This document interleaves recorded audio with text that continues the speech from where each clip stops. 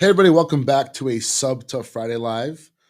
I'm excited today as we have a guest from Wiland. We've got Emma Nicoletti, who's the Vice President of Predictive Client Solutions at Wiland. Emma, thank you so much for jumping on. Of course, it's great to see you. Great to see you too. And for many of them, I know this already, Wiland is a great partner to SUBTA, so excited to have them on this Friday Live with us. And today, we're going to be talking about customer data and understanding how to profile their customers and how important that can be for your business. So Emma, real quickly, let's just like dive right into it. Like, what is this term customer profile and why is it important to the business? So at like its very most basic level, customer profiling is a description of the characteristics of your customer base, either your entire customer base or segments of your customer base. So it can be as simple as ages and genders, or as complicated as like behavioral cadences and purchase preferences. And if you're going to be profiling just like one segment, and this is when it gets really important, it should be the segment that you want more of within reason. You know, it can't be the millionaire 25-year-old influencer, because there just aren't that many of them to go around. But if you find that one segment of your customers have better long-term value than everyone else, those are the profiles you should start with, because that profile is your best foot forward for future acquisition and retention. It's how you're going to find more people who look like those people, is by knowing what their profile is. Yeah, I think too, sometimes like maybe one of the biggest problems, I don't know if I want to call it a problem, but a lot of brands, like they have this sort of like broad feel of what their customer profile, like, you know, female 21 to 31, right? But like it gets even deeper than that, right? And it's very important to go deep. And probably, like you said, you also don't want to go too niche, right? Like, because like there's not enough customers. But what are, looking at that, and we talked about how churn gets reduced and LTV gets better. What are ways that like you see how companies can sort of identify that, right? Like, where are they getting the data from? Right. And then, kind of talk to that a little bit. So there's really like three levels of data that customers or that clients have to do this kind of thing. The first is your own data, what you collect, right? And then, of course, there's data that you buy. And then the most kind of sophisticated version is when you start partnering with people. But the data you collect, I think it's easy to overlook it. You know where people live, for example, almost definitely, right? On sign up, I know a lot of the subscriptions that I have, they ask me a series of questions. So they already know that I'm a woman. They have a sense of my age. If you're asking questions like that, people are relatively responsive to a low level of surveying right then, right? Like, what else are you interested in? And that stuff you can get right off the bat, as well as if you have add-ons, for example, who buys those, who doesn't. That's all data that the companies have accessible to themselves. Then you can start to buy demographic and psychographic data, which adds that extra layer. So then you can get income, you can ask about income, but people aren't always super honest in surveys. Even if they think they are, they don't know themselves as well as they think they do. So you can buy psychographic data as well. So is Emma likely to own an electric vehicle, for example, right? Like, that's something somebody's willing to sell you a yes or no on. And then, of course, there's when you can start partnering with people, like people who partner with Wiland. We take those two layers and then we add the kind of transactional information that your customers have with other people. So not only they're spending their money with you, but where else are they spending their money? And with all of those layers, you can build a fully comprehensive picture. But even at every level, there's insights available. Yeah, I think too, even with like, because you have you have the geographic information, right? Like that probably gives you an idea of income level too, right? Because like it's the average income level by city or by county. And I think, what's your thoughts around like your type of subscription? You could probably get a little creative with some questions like through the checkout process that might like for example, let's say I've got a kid subscription. You might ask, well, how many children do you have? And again, I'm sort of making this up, but maybe you find that 70% of your users have at least 2 children. And like, they're probably more likely to give you that age of the child versus like, like you said, their own age or whatever the case may be. And so how much data is enough right? So we know that the big enterprise brands, those are in their growth phase. Like they've got enough customer data, they're enough transactions. But let's look at some of these starter companies. And how much data do they need? Where you feel like they've got enough subscribers or enough transactions where they can start to build a customer profile? So we tend to think that 800 subscribers is about the soft minimum for you to really have enough to know that you're seeing patterns that truly exist, right? That you're not just seeing weird blips. So, if you're reaching that 500 mark, it's definitely worth starting to think about. You don't need tens of thousands of subscribers to start thinking about this kind of thing. And then with some of the more straightforward profiling methodologies, 7, 8 data points per person. So, we've brought up some of the demographics, age, income. Those can be enough to start sorting people out and saying, do people on the West Coast renew more often? And if so, do they have something else in common, or are we doing something differently on the West Coast? Things like that. I think it's like as a brand gets bigger, especially the growth phase, like one thing is like having a data scientist, I think within your brand is a great idea, but that's not cheap, right? Hiring somebody full-time to do it. Right. And so there's obviously great suppliers like yourself that can help with gathering data to make a customer profile. I think as you grow, that's like a must for every brand. There's also some of the startups, again, that can't afford that sort of service yet. What are some ways that they can sort of get scrappy early on before they're able to hire like a Wiland to help out? Yeah, for sure. So I think that the two things that I think are the most important that they do are collect everything. And then it's kind of hard for me to say, well, this is exactly what you can do. But one of the things that I think people don't take into account enough is just how truly amazing human beings are at pattern recognition, right? Like I talk about artificial intelligence modeling all the time, and artificial intelligence modeling is trying to do what the human brain already does. Like we're very good at it. It takes time, right? Yes, exactly. Yeah. So when you're looking at 8 different pieces of information about 500 people, it's actually possible for you to step back and sort of do the magic eye thing to it, like really zoom out and look at the patterns that pop for you. And I think that that's kind of critical because often when you're in that startup phase, you have an idea of who your perfect subscriber is going to be or who your perfect subscriber is. And the patterns may show you that is who you're getting, or it may show you that that's not who you're getting. And you don't need much more than an Excel spreadsheet to start looking at that yourself. One other data point I think that's probably critical is like amounts spent on first purchase or whether a coupon code was used, right?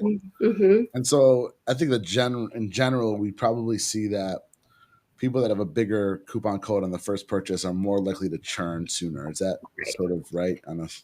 Yeah, it depends on your competitive space for sure. I think the more people doing what you're doing, the more likely that is to be true. And then that can be offset a little bit, we see sometimes, by the personalization options. The more you can make the first your own, the less it matters how much you got off. So all of those things, you should have a column for all of those things in your spreadsheet: the percent discount, the number of months or weeks it was spread out over, how many options they had, how many options they took advantage of.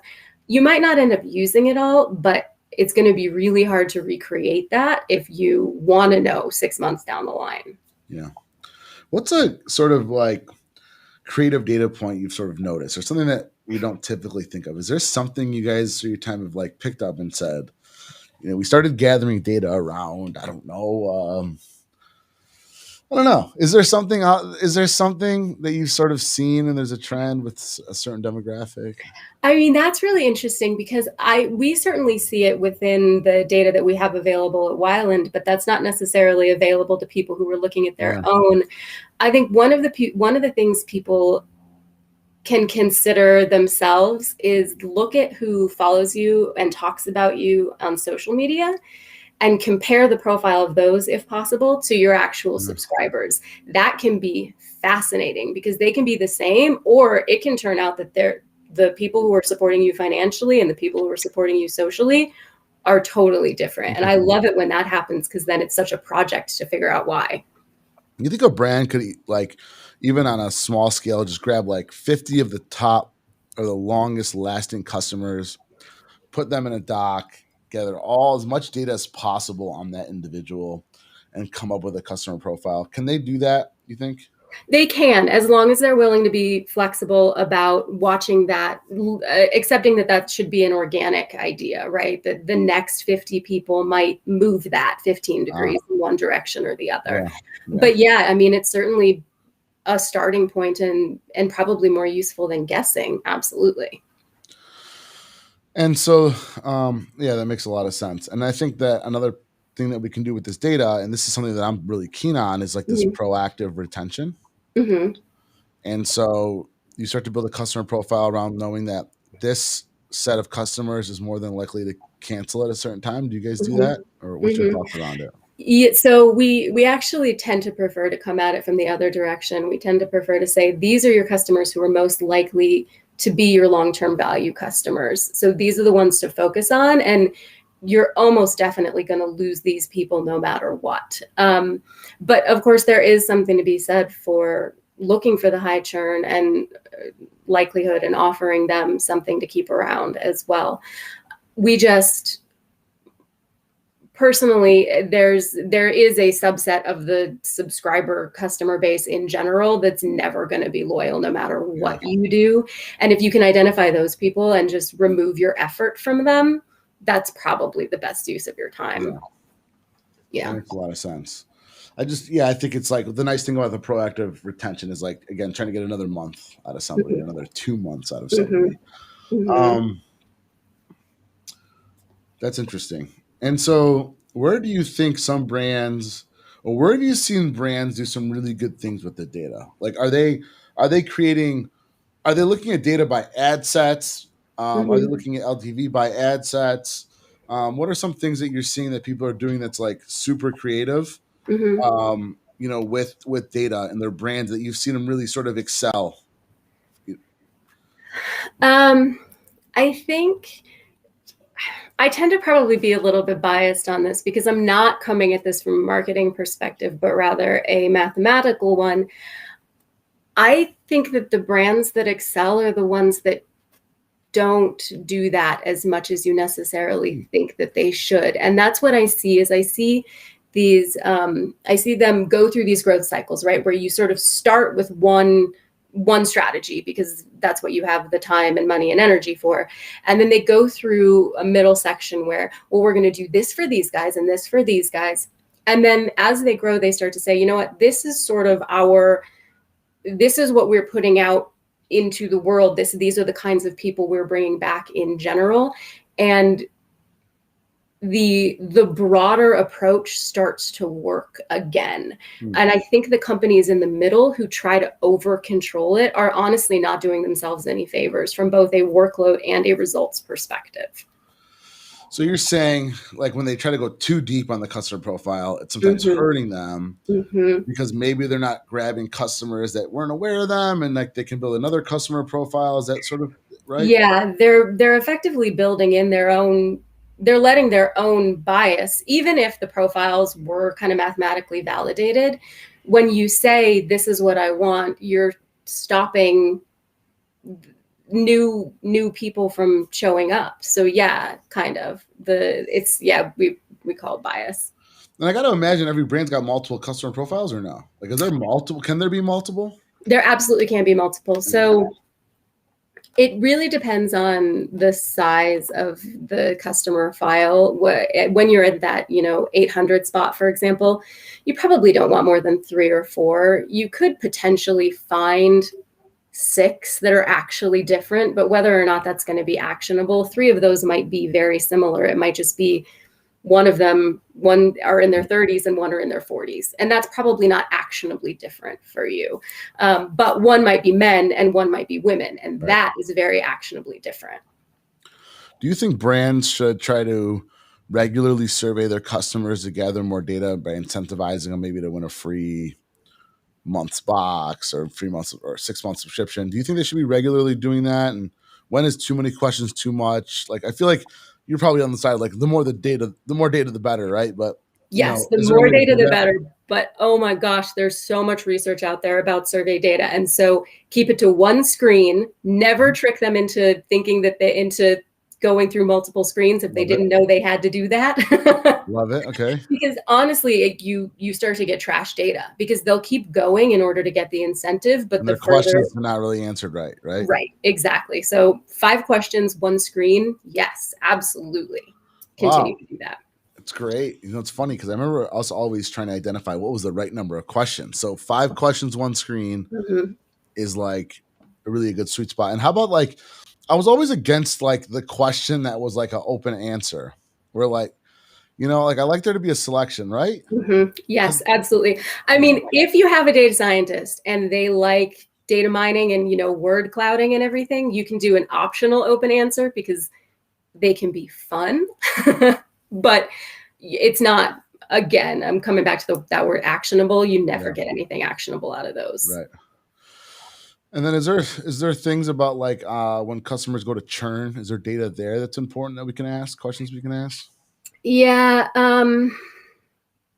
that's a good question. You can tell that the churn isn't my favorite part to think about. I like to think about the good guys, not the bad guys. But yes, again, I think that's an important, it's important there to know that that's not when people are likely to be their most honest.